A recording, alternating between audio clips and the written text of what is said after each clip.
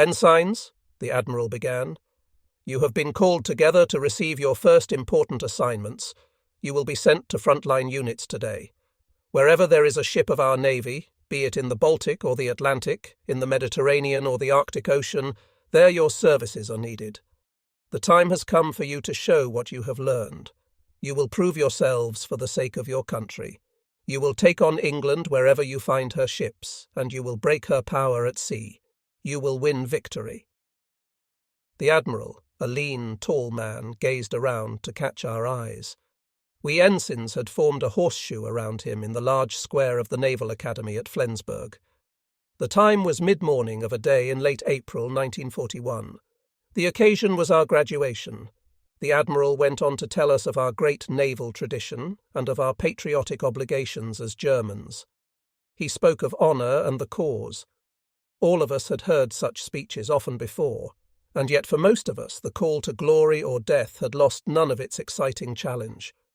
For me, this moment was especially satisfying because I had awaited it for so many years. The decision that I was to become a naval officer was made for me when I was still in the crib. My father, whose nautical ambitions had been frustrated by family and business responsibilities, resolved that I would one day wear an admiral's stripes, and so I was pledged to the sea. My childhood and youth, spent in 2 towns in the Black Forest of southern Germany, conditioned me for my career aboard ships. Fascinated by the windjammers, merchant vessels, and luxury liners that carried men to every conceivable shore, I read countless books about sea battles, explorers, conquerors, and naval heroes. Before I reached the age of 17, I gained much practical experience sailing on Lake Constance, where I learned to handle nearly every kind of sailboat from a nutshell to a 60-foot 2-masted yacht. At 18, I served a 6-month hitch as an apprentice aboard a schooner sailing the Baltic and North Sea. During my last year in high school, I passed the rigid tests required for admission to the Naval Academy. Thereafter, I served my compulsory term with the National Labour Service, regulating mountain streams and building roads. Then, in September 1939, the outbreak of the war changed everything. The Blitzkrieg conquest of Poland provoked Great Britain's entry into the hostilities, and as a result, I was called into the Navy sooner than expected. On December 1st, 1939, I moved into the barracks of the Officers' Training Centre located on a small island in the Baltic. Here I joined my class of over 600 enthusiasts. When I put on blues that first day of December, I was 19 years old. During that cold, harsh winter, we were exposed to the most rigorous military training program. Our intensified schooling and strenuous drills in snow and mud had been devised to eliminate all but the fittest. The rough training on land was followed by 3 months of sailing aboard the square-rigged windjammer Horst Wessel. Then came an exhaustive tour aboard a mine-laying training ship roaming the Baltic. After the fall of France, I was given my first command. It was only a small ship in the 34th Minesweeper Flotilla, based in Den Helder, a key port on the Dutch coast. But I became acquainted with death while serving with this very active flotilla. On duty clearing the English Channel, I daily escaped British, French, Belgian and Dutch mines, and survived heavy British air attacks on sea and in port. I also shot down a Bristol Blenheim bomber with an old water-cooled machine gun from World War I, suffered my first and last seasickness, won a promotion to cadet and a medal for sweeping up a great number of those round, black, explosive monsters from the infested waters, and participated in the trials of Operation Sea Lion, a plan for the invasion of the British Isles which never got offshore. All in all, I had earned my medal and promotion the hard way, and I expected to be put in charge of a larger ship after another term in school. Shortly before Christmas of 1940, I rejoined my class of 39 at the Naval Academy in Flensburg. I discovered that a few of my classmates had already been killed in action. All the rest were promoted to ensign, which entitled us to change into double-breasted blues. The following 5 months were extremely rough. We lived under constant pressure with but a few hours of sleep a night. A rapid succession of classroom lessons complemented our education in navigation, naval tactics, marine engineering, naval architecture, and oceanography. We also polished up our English. In sports, we exhausted ourselves in gymnastics, boxing, fencing, soccer, sailing, and even in horseback riding and jumping. The tough requirements had been designed to separate the boys from the men. Well before graduation day, the weakest had been eliminated. Now that the great moment had come, I realized that this was the last time my class would meet as a complete unit. The Admiral closed his little speech with Nelson's classic words, moderately altered to suit the situation. "Gentlemen, this day Germany expects every man to do his duty." Then he and his staff left the square, and the officers who had guided us during the past months took over. As we waited in tense expectation, the officers disclosed our new commands. Some of us had been selected to serve on destroyers, others on minesweepers. A few were assigned to capital ships. The majority, however, was ordered to report to the U-boat force. This was a service that none of us had as yet experienced. To my surprise, I was ordered to join the 5th U-boat flotilla in Kiel. That naval base was the largest on the Baltic coast. It was common knowledge that most of our U-boats, which had been so successful during the preceding months, had sailed from Kiel for their rewarding missions. We dispersed exultantly. After lunch, the dormitory bustled with activity, the emptying of closets, the packing of luggage, and the bidding of farewells to all our friends. That evening we departed from the Naval Academy in various directions to meet with our individual destinies. The crowded train rolled monotonously through the night. I sat in a corner of a third-class compartment of a sooty car and dreamed with open eyes. My classmates slept in impossible positions, pressed together tightly or suspended in luggage nets. I tried in vain to sleep. I was thinking about too many things at one time, about the present, the future, and the past changes that the war had forced upon us and the world. An eternity seemed to lie between the school years and that night, yet time had passed so fast, too fast to understand. I knew only that youth had vanished, that comfort and security were things of the past. I wondered what would happen in the weeks and months ahead, how it would feel floating below surface, and how I would be affected by the first battle aboard the mysterious U-boat. I thought of the possibility that my first engagement might also be my last. But if I survived the first encounter, how many more would I endure before fate struck? And I wondered how the depth charges would sound, whether the first one would crack the hull, or whether it would take 10, 50, or 100 to sink my ship. I caught myself trying to picture the horrifying last minutes when the boat went down. Would death come slowly at a depth of 500 meters? How long would my life preserver support me if I should be lucky enough to be left floating on the surface? And as I thought, my memory flashed back to my parents and my sister. I knew that they were, at that hour, in lasting security while I was travelling toward a questionable tomorrow, and I realized that everything was limited. The glory, the dreams of a successful life, the kisses of warm and longing women, all could be over soon and unfulfilled. My body could be entombed in an iron hull or float somewhere in the ocean as bait for hungry sharks. If I were lucky, someone might find my remains and give me a decent burial. These thoughts accompanied me throughout the night. I felt closer to death than to the life I had just begun to enjoy. What did I know of life and love? I had to admit that I knew very little indeed, but I was prepared to leave this world whenever it should happen. We had been told many times over that sacrifice would bring us closer to victory. It was still dark when the train arrived in Kiel. Only a handful of us left the old-fashioned compartments. The rest had departed en route to other ports. Since it was still too early for streetcars to travel, we spent about an hour in the station cafeteria sipping sour ersatz coffee. When the first tram rang its bell, we stormed aboard it with all our baggage and headed for the Wick, the large naval base of the northern end of the city. The streetcar lumbered through the awakening suburbs. The sky slowly turned purple in the east, but the street lights were still burning when we dismounted at our destination. I stood in front of a high brick wall that surrounded the naval complex.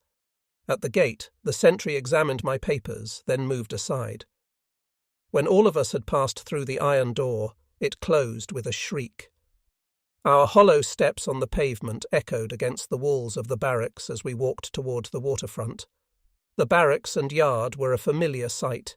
Here, almost 3 years before, I had gone through the tough exams that the Navy imposed on each prospective officer. I had returned again as a cadet aboard the schooner Horst Wessel, and had paid another visit the previous fall after my service in the English Channel. This was the 4th time that I was drawn to the revered place of the Navy, and I would come back many times again during my career. In the half-light before Reveille, the Bay of Kiel presented itself in all its natural beauty. The water was calm and silvery, with the opposite shore reflected in dark green. Morning mist touched the several warships that rode at anchor, their grey superstructure shining almost white in the hazy air. Directly ahead was the Tirpitz Pier, named after the founder of the modern Germany Navy, Admiral Alfred von Tirpitz. It reached far out into the Bay of Kiel. At that long jetty, many a British warship had fastened her lines for a friendly visit during the internationally famous Kieler Week of the Kaiser's era. During the First World War, parts of the German fleet had sailed from that pier to fight the British cousin in the greatest sea battle of capital ships at Jutland. It was from that same pier that our U-boats had launched their attacks in 1914. During the peaceful years, the Tirpitz Pier had seen the beginning of many new careers for men and ships. A new history had begun on that pier in late summer of 1939, when our U-boats launched their second assault on Britain within 25 years. The tide was low and the water splashed against the pier's wooden poles. The odour of tar, salt and oil mingled with the smell of fish, seaweed and paint. Numerous U-boats were moored here in rows of 2 and 3. Guards on their decks leaned against conning towers, or 8.8 centimetres, cannons, submachine guns hanging indolently from their necks. They examined us critically and seemed amused as we paraded down the planks. We reached the end of the jetty where 2 ships were tied to either side of the wooden pier. An old steamer of about 10,000 tons rested at the north side, while at the south side the tender Lek, the command ship of the flotilla, was tied up. We presented our papers to another guard, then crossed the gangway to the Lek and piled our suitcases alongside her starboard railing. As we searched for the officers' wardroom, the scent of freshly brewed coffee led us to the mess hall. We received an excellent breakfast and soon felt reborn in our new environment. The room gradually filled with officers of all ranks. They wore snow-white jackets and looked relaxed and satisfied. Evidently, they had found an ideal Navy life here. They worked and slept on a ship, saw water all day long, but were never far from the city and its hectic nightlife. Around 800, we prepared ourselves to report to the commandant of the 5th U-boat flotilla. His adjutant, a young and arrogant lieutenant, made us wait for more than an hour before he let us know that the commandant would not be available. Free to do as we pleased, we left the tender to acquaint ourselves with the U-boats and their crews. We learned that some of the boats had just returned from a patrol, others had completed their training in the Baltic and were about to be fitted out for their first mission. Large quantities of cans, boxes and fresh foodstuffs were carted onto the pier by trucks and piled up alongside the boats. Shortly before noon, we met again in the Lek's wardroom in expectation of lunch. Small standing parties discussed the latest special bulletin, which had been broadcast minutes before. U-boats had attacked a British convoy in the North Atlantic and had destroyed, so far, 8 ships totalling over 50,000 tons. It was the greatest success recorded on a single convoy operation, and with the U-boats still in pursuit of the enemy, more sinkings could be expected. A feeling of pride took possession of us, although we were not yet a part of the U-boat force. Enthusiasm was high when the commanding officer stepped into the wardroom. He went to his traditional chair, waited until all of us had found a place, then addressed the assembly. "Gentlemen, we have received numerous radiograms from our commanders, who are presently chasing a British convoy across the Atlantic. According to their reports, the number of ships sunk has reached 14, with a total of approximately 85,000 tons destroyed. One escort vessel has been torpedoed. This is by far our most rewarding hunt. The battle in the Atlantic has become our battle. Our U-boats are dictating the terms. We toasted the success, then sat down for dinner. The news was the prime topic of discussion. With a steadily increasing number of U-boats cruising the seas, the toll of British shipping was reaching unprecedented proportions. Indeed, we had reason to believe that our hunger blockade against England would soon result in her downfall. On land, moreover, our armies had driven deep into enemy territory. Following our seizure of Poland, Norway had been defeated almost overnight. Holland, Belgium and France were overrun within a few weeks, and Denmark occupied. Our capital ships controlled the European waters far into the Arctic region. It seemed to me one thing remained to be done: intensify the U-boat offensive against England, starve the British and force them to surrender. Once we held the British Isles, the war would end. After lunch, we newcomers congregated on deck to await orders. Finally, at 14:30, the adjutant passed our crowd waving a few white papers. We followed him into the officers' mess hall and formed a ring around him, drawing nervously on our cigarettes while he sorted his sheets. At last the adjutant began to speak. He called our names in alphabetical order, specified our boats and the port where each was to be boarded. Since my name was at the end of the list, my patience was put to a severe test. Some of us were lucky and were assigned to a boat moored at the pier. Others had to travel to faraway ports. My classmates Arliss, Bush and Faust were ordered to Bremerhaven. Goebel, Gerloff and my best friend Fred Schreiber were sent to the Baltic U-boat base of Königsberg. They happily clicked their heels and raced off to the office to ask for their orders in writing. The adjutant concluded by saying, "Those who have to report to Bremerhaven, Danzig or Königsberg must leave with the next train. There is no time for a tête-à-tête with your sweethearts, gentlemen. Ensign Werner stays aboard the Lech for special duty." I was stunned, bewildered. Hopeful that this was all a mistake, I approached the young adjutant and asked why I had been left stranded aboard the Lech. "Don't you worry," he said disdainfully. "You will get to the front fast enough. Your boat, C-5557, is still on mission. You have to wait until she returns." "When will that be, sir?" "I can't tell exactly, but if it makes you feel better, I've heard the boat has radioed that she has broken off her patrol." I was relieved to hear that I was to join an experienced crew, but I was a disappointed, envious ensign as I shook hands with my departing classmates. Later that afternoon I was told to place myself at the adjutant's disposal. My main duty was to take officers aboard motor launches and shuttle them across the bay to Kiel and the shipyards. I had expected responsibilities. Instead I was asked to perform a minor duty that any petty officer could have done as well. I tried in vain to convince the adjutant that I had never handled a small craft. "We shall see," he said, taking me aboard one of the launches. "If you haven't done it before, you will learn." Despite my best efforts to do the job poorly, the adjutant seemed satisfied. To my displeasure, I found myself in charge of the motorboats.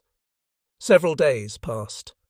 17th of 557 had not returned from patrol.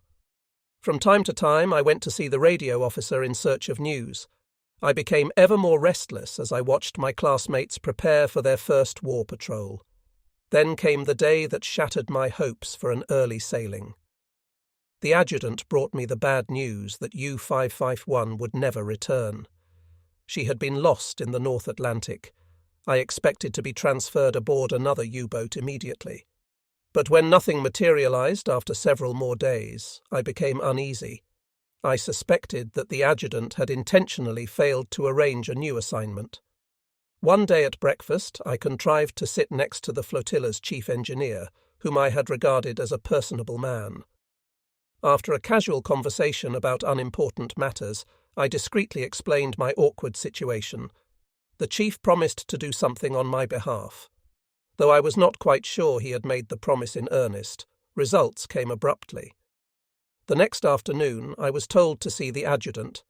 Expressionlessly, he handed me a sheet of paper. In a second, I realized that it was my new order. I clicked my heels in sudden joy, saluted, and left his office quickly.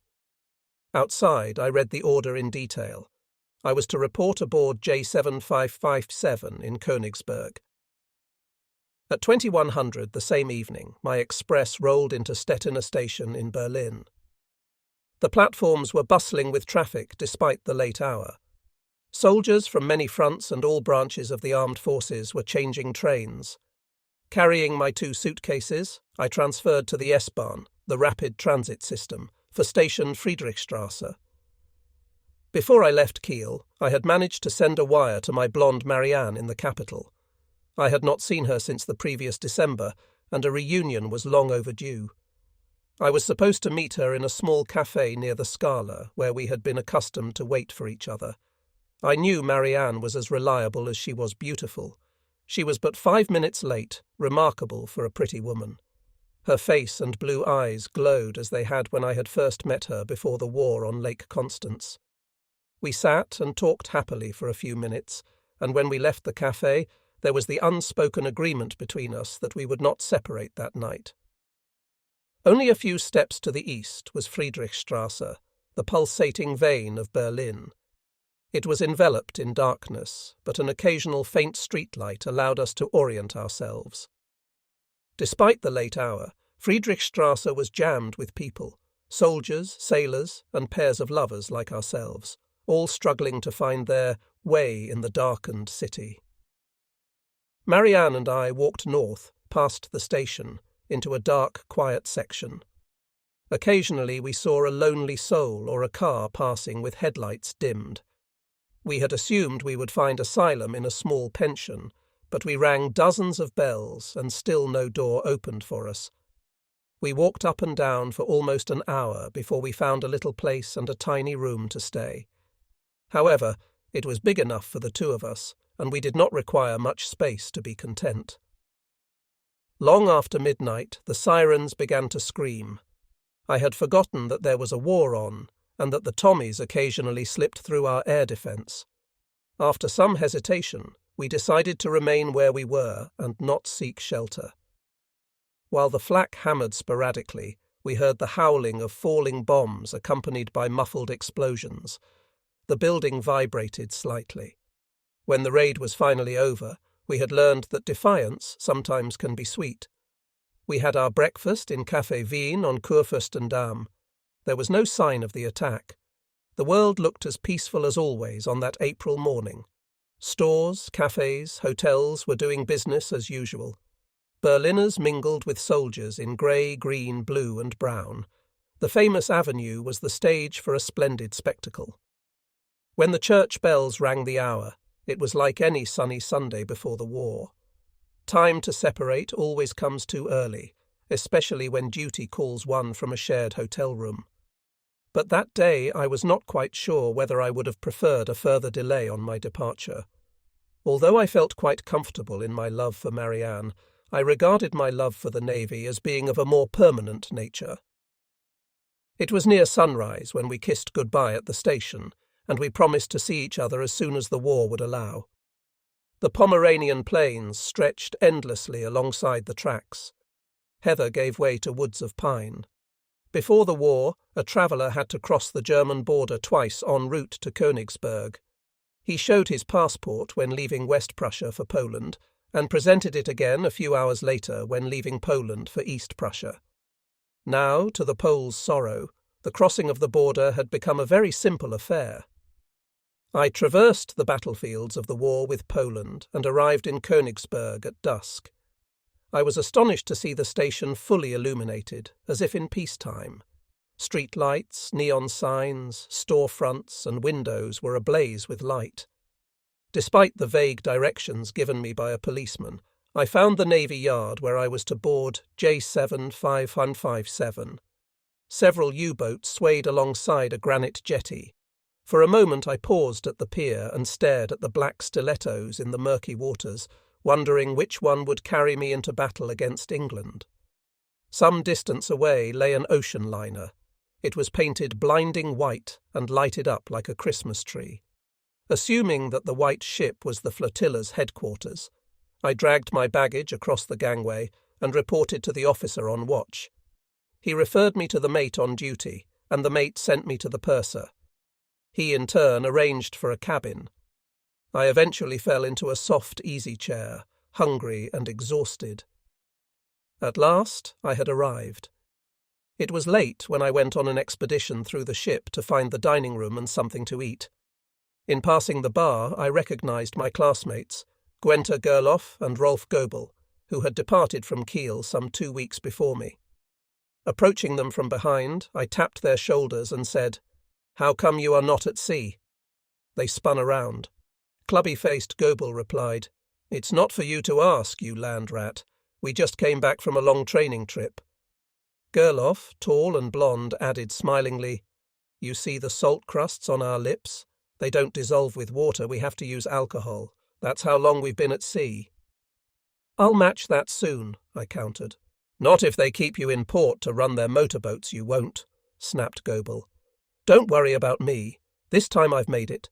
I am ordered aboard U-557. Do you fellows know where I can find her?" "She happens to be ours," Gerloff said, "and the captain will have a fit when he hears of your addition." The talkative pair began to tell of their first experience aboard a U-boat. Their enthusiasm for the weapon, for the captain and the crew seemed sincere and not the result of increased consumption of alcohol. I forgot my hunger and listened carefully, washing down their tales with a few more drinks than I was accustomed to. It was past midnight when I finally lay my spinning head on a pillow. Next morning at 800, I boarded U-557 to report for duty. The boat was weather-beaten. The conning tower looked like a surrealistic painting. The protective red undercoat showed in streaks through the splintered grey surface paint. Rust had formed everywhere, even around the barrel of the heavily greased 8.8 St. Intismeter's gun on the foredeck. There was a light green shine of algae on the wooden deck that covered the steel hull. Her run-down appearance was obviously the result of months of drills in the Baltic, and I found it very appealing. I presented my transfer orders to the captain and said, "Herr Oberleutnant, I beg to report aboard." He glanced at the paper, then hollered, "What the devil is wrong with headquarters, sending me another ensign? They've already punished me with 2 just like you, beginners who haven't smelled real U-boat stink." Then, with a vivid oath, he expressed the hope that I might be useful as extra ballast. I was disappointed by my welcome, but not by the captain. Oberleutnant Ottokar Paulsen was a short, stocky man in his early 30s. He had blonde hair and blue, witty eyes that sparkled under the peak of his white navy cap. The cap, which only the commander had the right to wear aboard, showed traces of verdigris on its brass ornaments. He wore a long jacket of light grey leather. Its seams at the shoulders and pockets had been expertly hand-stitched with a heavy yarn. An artistic seaman's braid was fastened at his left epaulette with thread bleached almost white, and his feet, cased in large leather boots, stuck out beneath his wrinkled pants. In short, Paulsen fitted my picture of the ideal U-boat commander. With no regard for formalities, the captain bluntly ordered me to change out of my dress uniform, then turned me over to his second officer. This slim and trim fellow, possibly 2 years my senior, introduced himself as Lieutenant Seibold, watch and radio officer, and shook hands heartily. Seibold answered many of my questions before I asked them. He told me that U-557 had just completed a strenuous 7-month shakedown cruise in the Baltic. The boat's company totaled 48 men, not counting us ensigns. It consisted of 4 officers, 3 warrant officers, 14 petty officers, and 27 seamen, machinists, and technicians. Some of the men had already seen action, and with them, as a hard core, Paulsen had forged boat and crew into an effective war machine, ready and eager for the gruesome work that lay ahead. Paulsen himself, Seibold continued proudly, was a veteran of the underseas force. He had served aboard a U-boat in 1937 in the International Control Organization during the Spanish Civil War, cruising the Mediterranean and the Bay of Biscay. Later, as commander of a home-based U-boat, Paulson trained many of the crews now manning U-boats on the Atlantic front. At the end of his little history, Seibold ordered the first seaman's mate to take care of my immediate needs. The mate led me back to the liner. There I was equipped with 3 sets of fatigues, a complete leather suit, an oilskin outfit for foul weather, 2 blue sweaters, blue knitted underwear, rubber boots, felt-lined leather boots, thick gloves, binoculars, and a multitude of small items. To secure all this gear, I had to make 3 trips from the supply room to my cabin in the liner. I was putting on my fresh fatigues when Goebel rushed into my cabin, almost demolishing the door. "Hey, sailor, pack your bags," he cried. "We are sailing at 1400 destination Kiel." "Damn it," I snarled. "I just came from there." But I packed in a hurry, carried all my belongings aboard U-557 and threw them into one of the narrow berths. At exactly 1400, U-557 separated from the pier. The boat slid away in complete silence, powered by electric motors. She manoeuvred into navigable waters, then her diesels took over the drive. U-557 headed for the open sea. When the silhouette of Königsberg had sunk below the horizon, the captain ordered the 3rd Seaman's Watch to the bridge. The boat followed a westward course. Hard, short breakers hit her from starboard. Fine spray showered the superstructure. The smokers threw their cigarettes overboard and slipped through the conning tower hatch. I followed them down the vertical ladder into the long, narrow boat. Here all was peaceful. Each man had taken his proper place. The only sound I heard in the forward compartments was the knocking of the diesels. Oberleutnant Kern, the executive officer and first watch officer, intercepted me in the centre aisle and gave me a stern lecture on my immediate duties. I was to be a lookout with the 2nd Seaman's Watch when the boat was surfaced. When it was submerged, I would do various jobs, assisting at the electric helm or the hydroplanes, helping Wiesner, the navigator, to calculate our position and helping Second Officer Seibold to decode top-secret messages. I was also to spend time with him, Kern, and with Feder, the engineer. They would acquaint me with the boat's construction, machinery, equipment, tanks, valves, computer, torpedoes, and artillery armament. Kern urged me to spend my spare time studying the engineering manuals, so that I would catch up with the rest of the crew as soon as possible. He then took me on a tour through the pressure hull. The trip soon turned into a sobering experience. After a few steps, I lost my bearings completely. I banged my head against pipes and ducts, against hand wheels and instruments, against the low round hatches in bulkheads that separated the compartments. It was like crawling through a bottleneck. Most annoying of all, the boat rocked vigorously in the increasingly rough sea. In order to keep my balance, I frequently had to reach for support as I staggered over the floor plates like a drunk. Apparently, I would have to duck my head, walk softly, and ride with the boat, or I would not survive one day in the tube. As we passed through the control room, I bowed under the extension of the conning tower. Then, without warning, a heavy breaker came rushing down the hatch, drenching me to the skin. The old veterans laughed loudly. The exec, who had obviously timed the baptism for my inauguration, hid his smile and continued to explain the construction of the underwater wonder. The ship was divided into 4 pressurized compartments. The aft section contained all the machinery and electrical equipment, air compressor, and 1 torpedo tube. The 2 powerful diesel engines were capable of driving the boat at 19 knots on surface. 2 electric motors, operating on gigantic storage batteries, ran the ship when she was submerged. They could propel the boat for 1 hour at the top speed of 9 knots, or for 3 days at a cruising speed of 1 or 2 knots. However, these batteries had to be recharged under normal conditions every 24 hours. This could be done only by surfacing, for the batteries that ran the electric motors were charged by generators driven by diesel engines. Between the diesel compartment and midships were a tiny galley, a washroom, petty officers' quarters, and below the deck plates, 1/2 of the 50-ton storage batteries.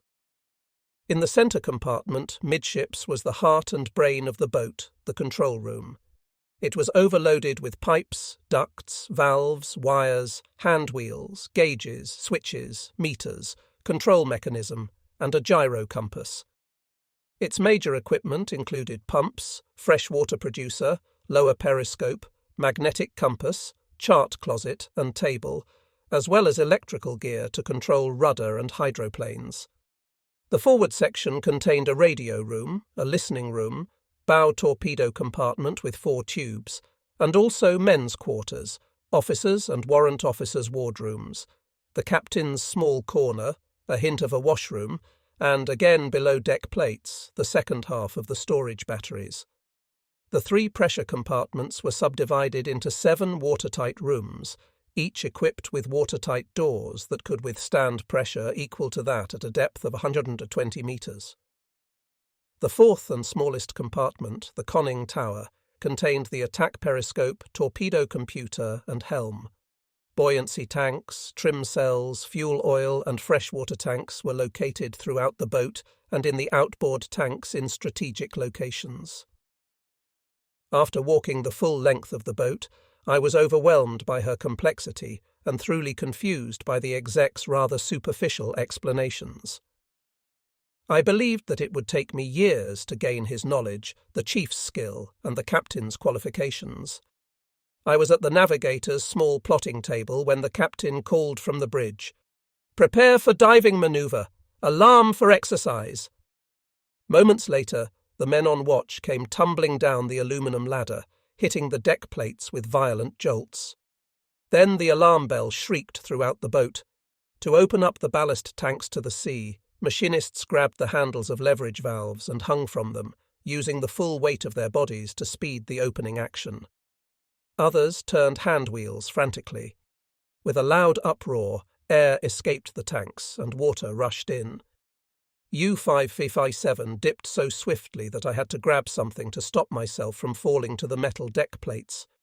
Again I was reminded that I had to remain constantly alert. Suddenly there was a cry, urgent and piercing. "Outboard air induction valve doesn't close." U-557 sank fast, bow first, at an angle of 35 degrees. A machinist appeared in the round opening of the rear bulkhead, yelling, "We can't stop the leak. Head valve must be jammed." Paulson shouted, "Blow all tanks. Both planes up. Surface, Chief." Within seconds, the depth gauge needle gyrated to 60 metres, 70, 85, 110 metres. Then the boat briefly balanced out on even keel and began to tilt down at the stern. I slid aft until I grabbed an overhead pipe. Now the boat tumbled rapidly toward the bottom of the Baltic, stern first. Her descent was so steep that everything not fastened, suitcases, boxes, food cans, personal belongings, rolled dangerously down the centre aisle. The 2 men who operated the hydroplanes slid from their seats into the valve station. One man, flying through the round hatch in the forward bulkhead, clung to it in desperation. The chief yelled, "Stop blowing! Boat is out of control!" As U-557 neared the ocean floor, a terrifying roar came from the diesel compartment. Tons of water rushed through a leak. Then the boat hit with a shuddering jolt. The lights went out. I lost my grip and landed on top of the navigator, who himself had fallen over somebody else. Then there was silence. A hollow voice drifted up from the stern. "Inboard air induction valve is closed and secured." The leak was stopped, but the boat, her stern buried in the mud, hung at a 50-degree angle, swinging back and forth gently like a pendulum. "By auxiliary lighting, all men to the bow room." This was the captain's encouraging voice. At once some lights came on, and shadowy figures began the climb uphill. Taking stock hastily, I noted that the depth gauge read 142 metres. U-557 seemed to be stuck solidly in the mud beyond reach of rescuers from above. Her electrical circuits were out of order. The batteries had lost much of their acid, and poisonous chlorine fumes were escaping. There was also the possibility of an explosion. My appraisal was interrupted by someone shouting through the voice tube, "This is the diesel room. Mechanic Eckstein is dead. It flashed through my mind that Eckstein might have gotten the best of a bad bargain. If the deadly gases did not burn away our lungs, we would die of suffocation as our oxygen supply was used up. We continued struggling uphill on hands and knees, bracing our feet against a pump, a valve, a convenient pipe. As I dragged myself along the deck plates, I looked into the faces of men I hardly knew. Soaking wet, smeared with oil and grease, dirty and sweating, they followed Paulson's order without showing emotion. We had all become important ballast, putting our weight on the scale of our fate. It was indeed ironic that the captain had called me surplus ballast when I reported aboard. Eventually the men reached the forward torpedo room, but the bow of the boat lowered only slightly. She seemed to be locked in her position, the tremendous weight in the aft bilges acting as an anchor. I heard the captain conferring with the chief in the control room. I could see the two through the round opening of the hatch in the sparsely lighted section. It was as if I were standing atop the stairwell of a 10-story building, looking down into the lobby. Paulson ordered 25 men to form a bucket line to transport the water from the flooded engine rooms into the bilge of the bow compartment, thus equalizing the weight and putting the boat on even keel. I joined the group and descended the steep grade, sliding on my seat along the floor plates through the aisle. Arriving in the diesel room, I saw dark, oily water covering most of the rear torpedo room. Out of reach, caught in the mechanism of the aft torpedo tube, hung the dead mechanic. His head was split open at the right temple, blood streaked his yellow face. The pool of black liquid seemed too wide and deep to move with buckets and cans. I calculated that our efforts to bail the water to the bow would serve only to use up our oxygen at a much faster rate. Nevertheless, we bailed. We worked in near silence, passing the full buckets from man to man up the elongated tomb, spilling the oily, salty substance over ourselves. Unable to hold any position for long, we skidded over the plates while trying to hand the full buckets uphill. Sometimes an empty can came flying past our heads like a projectile. Some men groaned under the load, others uttered curses when the ugly water was spilled into their faces. 3 hours passed. We counted the buckets and cans in agony and in hopelessness. 420, 421, 22. 4 hours passed. With enormous effort we fought against fatigue and resignation. The water level in the stern had fallen only a little, but the containers passed from hand to hand in an unbroken chain. 582, 83. After we had put in 6 hours of hard labour, the second half of the crew took their turn. The air had become thick. It stank of oil, sweat, chlorine and urine. Our breath grew short, our movements weak, and still we continued to pass the containers in agonising sluggishness. Now everyone was half suffocated, half drowned. Nothing changed until we had been submerged for over 14 hours. By then the 1st Bucket Brigade had long since commenced its second shift, and U-557 still had not lowered her bow appreciably. But then Paulson made a new attempt for survival. He ordered the bucket line to quit work and all men to return to the bow compartment. Gasping for air, we struggled uphill toward the tip of the boat. As I forced myself in between the torpedo tubes, the impossible occurred. Very slowly and gently, the hull began to sway. Air bubbles suddenly escaped the forward buoyancy tanks with a guttural sound. Then the bow descended and hit bottom with a thud. Somehow the men drove themselves into action. The dead mechanic was carried to the captain's nook and covered with a canvas. The captain closed the green curtain and separated his corner from the traffic. The bilge pumps were out of order, but the excess water in the after bilges was distributed with buckets to balance the boat. The water damage in the electrical compartment, damage that could not be repaired at sea, had disrupted our cooking facilities, but the cook handed out cans of peaches, pears and strawberries. Spirits rose as hunger and thirst were assuaged, but the fact remained that we were trapped. Some 40 tons of water kept the boat pressed to the bottom. The chief went to work to free us. At his command, compressed air shot into the buoyancy tanks with a hissing sound. The boat remained glued to the bottom. More air rushed into the tanks. Still no sign of a lift. Then the stream of air diminished, stopped. We had exhausted our compressed air supply. We were still doomed. But the chief did not give up.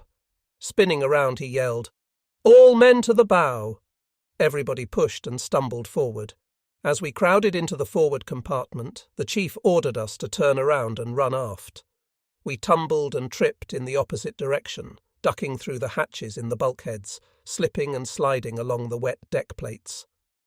Arriving in the aft compartment, we heard the chief calling us back, and again we turned around and started forward blindly, like mad steers in a stampede. We gasped and coughed and ran.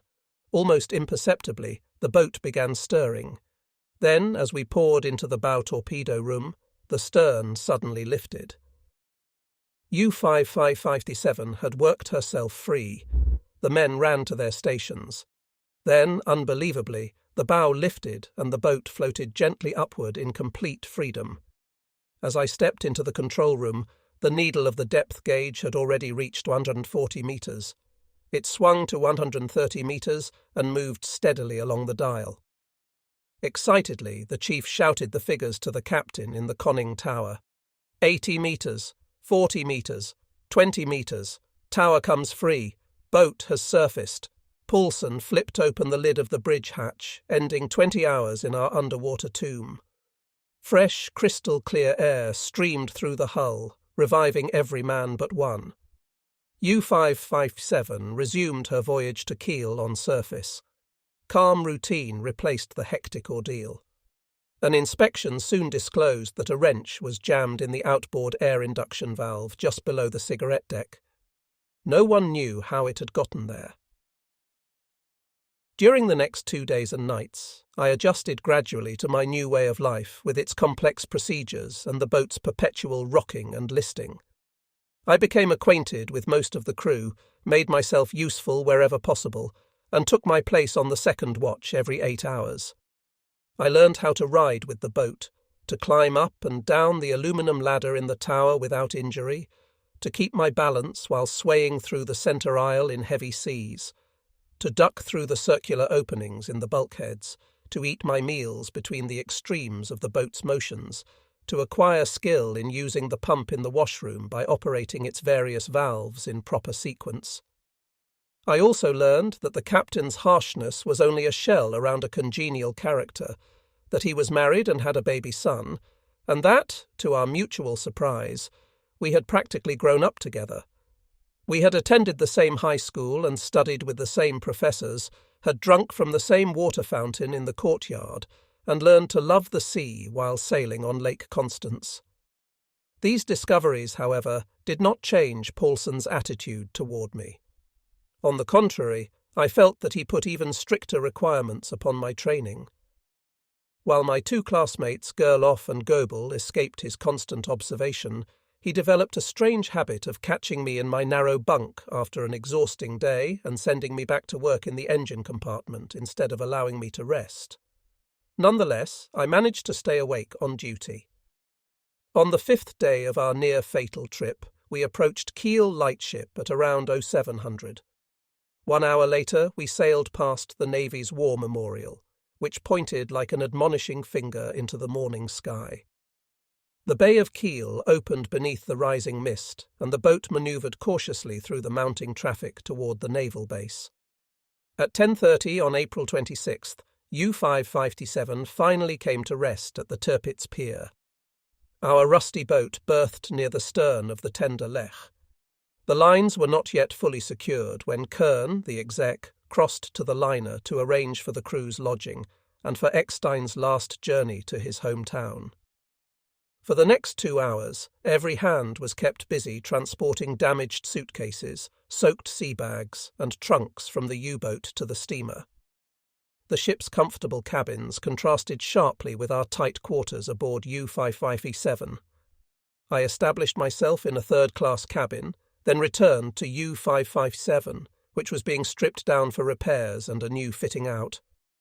7 months of rough training, climaxed by our recent damages, had left deep scars throughout the boat. But the men had already forgotten their brush with death. They were relaxed and cheerful as they worked. A radio blared out the latest popular tunes.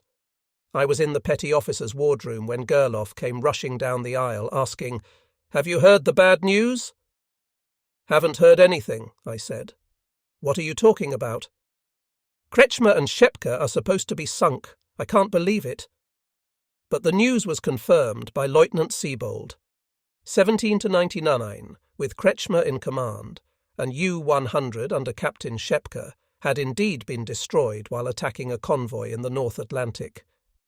Both great captains had been considered indestructible, and their loss, the first to be admitted publicly in 18 months of U-boat action, reminded us that the sea war was increasing in intensity as the British built up their defences. Kretschmer, our tonnage king, had sunk close to 325,000 tons of enemy shipping, including 3 destroyers.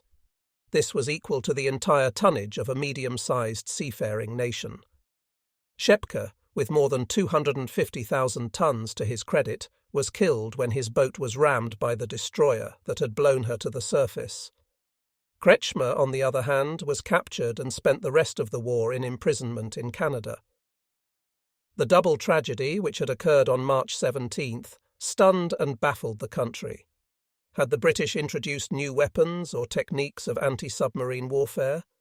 So far, hunting had been relatively easy.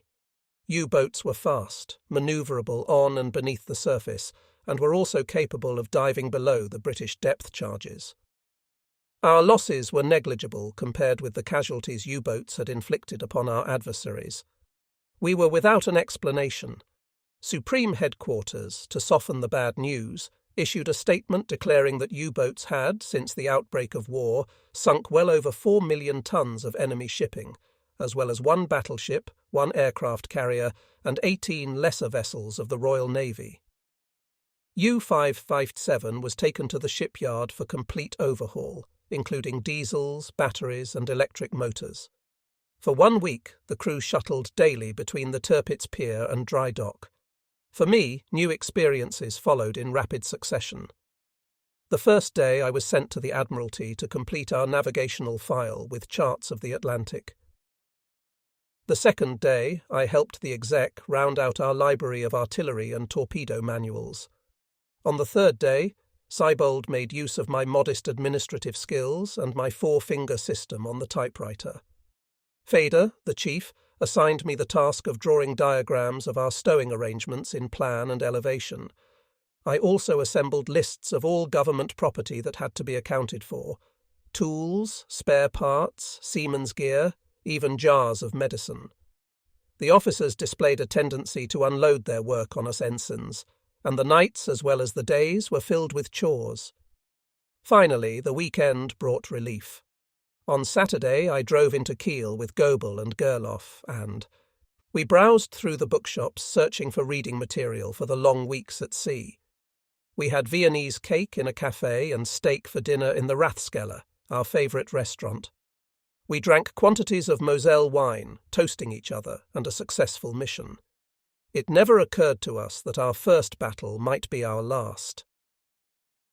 On Monday, May 5th, U-557 sailed out of the shipyard fully overhauled. She had received a fresh coat of grey paint and looked and smelled newly commissioned. We spent the day in the bay making trim dives and other manoeuvres, checking instruments and engines for proper function. I was amazed by the crew's high standards and the ship's great manoeuvrability. Although she displaced 770 tons and was 75 metres long and about 6 metres in diameter at the beam, she responded to the chief's commands with speed and precision. U-557 was ready to join her many sister ships in action. On May 8th, we sailed to the arsenal, where we loaded the boat with 14 torpedoes. Most of them were of the newest design, electrically powered and equipped with magnetic detonators. After the last 2 torpedoes had been secured in their racks on the floor, wooden decks were fastened over the sleek metal fish, leaving just enough room for the men to crawl to their bunks and to the torpedo tubes. On May 9th, U-557 took on food and ammunition. Cans, barrels and cartons were carefully sorted out and stowed away. While shells for our 8.8 cm cannon and our 2 cm anti-aircraft gun were lowered into special compartments, the provisions were distributed throughout the boat.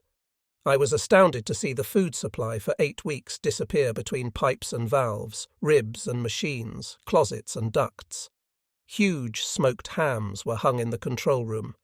Staples such as whipped cream, butter, coffee and tea were locked up for distribution by the captain. The fueling of U-557 was accomplished on May 10th. On May 12th, we received loads of fresh vegetables, eggs, bread and fresh water. We squeezed the crisp loaves into the last unoccupied crannies and filled 3 hammocks with the rest, letting them swing free in the bow and aft compartments. As these days of preparation ended, our carefree mood turned serious. Retiring to the cabin on the old steamer, I packed my surplus gear into suitcases, registered their contents, and labelled the luggage. In case I did not return, my belongings would be sent back home. Then I wrote a last letter to my parents and another to Marianne. Now I was ready to face the unknown. On the morning of May 13th, U-557 was finally ready to sail. As a last ritual, we brought aboard our clothing and a few personal belongings, writing materials, books, a toothbrush, snapshots of the family and of 1 or more girls. Shaving implements were prohibited. Our beards would have to grow because the boat's limited supply of fresh water was to be used only for cooking and drinking. Lieutenant Seibold, in charge of stowing procedures, kept a watchful eye on our comings and goings. His frequent checks turned up a few forbidden bottles of liquor, an excess of clothing or cigarettes. He eventually achieved a proper balance between supply and demand. At 11:30, the boat's company assembled in the liner for an extraordinary farewell dinner. The staff of the 5th U-boat flotilla turned out to wish us Godspeed. We were suddenly important, the centre of attraction. After a Lucullan lunch, the flotilla's commandant toasted captain and crew and expressed his best wishes for a successful mission.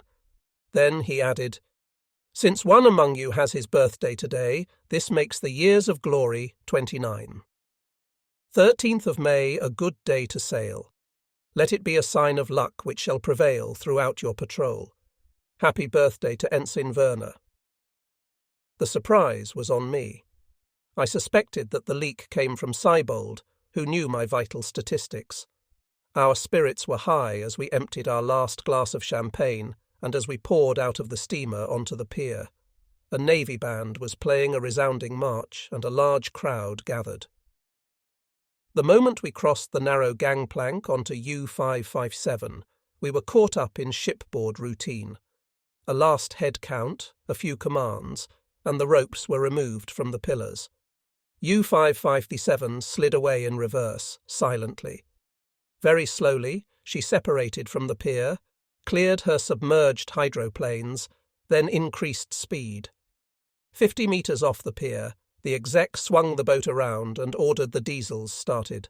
A strong vibration travelled through the hull, and for a moment dark fumes escaped the exhausts. The twin screws beneath the stern thrashed the water into a foamy whirlpool. "Both engines half ahead together, steer 9-5. U-557 turned sharply to starboard and thrust forward toward the centre of the bay. The music faded. The crowd lining the waterfront dispersed. 1 hour later, we manoeuvred through the locks of Holtenau into the Northeast Sea Canal. For the rest of the day and the following night, we sailed at reduced speed through the narrow waterway. At dawn the next morning we reached its western end, the locks to the Elbe River at Brunsbüttel, where 2 other U-boats had been waiting for our arrival. At 1,000 a pack of 3 wolves headed for the open sea. The low shore soon faded to a very thin line, then it sunk below the smudgy horizon. The pack sailed in line, with U-557 up front. I was on watch until noon. As part of my regular duties throughout this mission, I mounted the bridge at 800 and at 2,000 for 4-hour stints under Obersteuermann, warrant officer, Wiesner, our navigator, and third watch officer. After a quick lunch, I returned to the bridge to help keep a lookout for drifting mines. Before long, the island of Helgoland appeared on port side. A rain squall came down like a curtain, however, and blotted out the view. The pack made good headway. To the east, beyond the horizon, was Denmark and the continent. To the west, only a few miles away, huge minefields loomed just below surface. After sundown, I mounted the bridge again for my regular watch. The four of us on duty scanned the sky for enemy planes, searched the waters for drifting mines. Dusk came slowly, gradually turning the sea darker and darker. I had plenty of time to make my peace with God. At midnight, Gerloff relieved me from watch. I fell through the hatch and lowered myself into the black hull. The conning tower was illuminated only by a feeble shimmer from the phosphorescent face of the compass. The control room was dimmed. I could barely make out the round of the hull, the dials, wheels, switches, valves, and equipment. A small lamp, well shaded, distributed a soft light over the chart table. With the boat listing and swaying beneath me, I staggered into the chief petty officer's small wardroom where I had a tiny locker and a narrow upper bunk. I jackknifed up into the tight berth, closed the aluminum guardrail, and wedged myself between closet and wall. For long hours I was kept awake by the diesel's rhythmical knocking and the splashing of water against steel, and by my thoughts of sailing against the enemy. Around 0600 I became aware that the boat was rocking vigorously. We had left the German bay and entered the Skagerrak. At 800 I mounted my watch, packed in heavy oilclothes. The sea had gone mad. Sheets of foam and spray slashed across the bridge. When hard breakers crashed against the conning tower, the boat shuddered violently. The two companion boats had been lost during the night. U-557 was alone in the vastness of the turbulent water desert. We on the bridge were silently scanning the sea, the horizon, the sky. When U-557 stood due east of the Shetland Islands, ploughing her way through heaving mountains of years of glory, 31 water and foam, we changed course to west-northwest, toward the Atlantic. Then, at 2300, the captain ordered another course change, due west. We had reached a point about 70 miles north of the Shetland Islands. Here we would break through the British air and sea blockade. U-557, her diesels throbbing reliably, made 14 knots through a lashing sea. The moon occasionally appeared from behind the flying clouds. The four of us on watch squeezed behind the superstructure, but cascades of water periodically turned the bridge into an icy pool. The towel that I had wrapped around my neck was soaked with water, which ran down my back and chest. As I stood there with the binoculars up to my eyes, water sloshed into my sleeves and coursed down into my boots. Suddenly the third mate said, "Shadow bearing 300, looks like freighter." I snapped around, pointed my glasses into the given direction, 6,000 or 7,000 meters. Ahead, a faint shadow was about to cross our path at an obtuse angle. The ship was heading west-northwest. "Captain to the bridge," Wiesner called into the tower with a controlled voice. The summons was repeated twice in the hull. Moments later, the captain emerged from the hatch. Wiesner pointed out the target. Paulsen, adjusting his eyes to the darkness, spotted the vessel and said, "CT-11, take over. Go down and plot the attack." Then he shouted into the hull, "On battle stations, right full rudder, steer 320, both engines full ahead together." The hunt was on. Paulsen focused on the shadowy ship. The three of us scanned intensively to all sides. The exec reached the platform and fastened the strong night binoculars atop the target-bearing transmitter, TBT. Two seamen on the bridge were exchanged. The second seaman's mate adjusted his computer in the tower. The torpedo gang rushed to the tubes. The crew was on battle stations. Meanwhile, the freighter had veered to port, showing us her stern. We were now at a disadvantage. Paulsen turned into the wind, which brought waves crashing against the tower from dead ahead. Then a black cloud blotted out the moon. For a long minute we almost lost our target. But when the moon reappeared, there was our prey, running westward under full power. Paulson, displeased with the progress of the chase, shouted through the voice tube to the radio room, "Tune in on 600-meter wavelength and monitor international traffic. If we've been detected, her skipper may stir up the neighbourhood calling for help."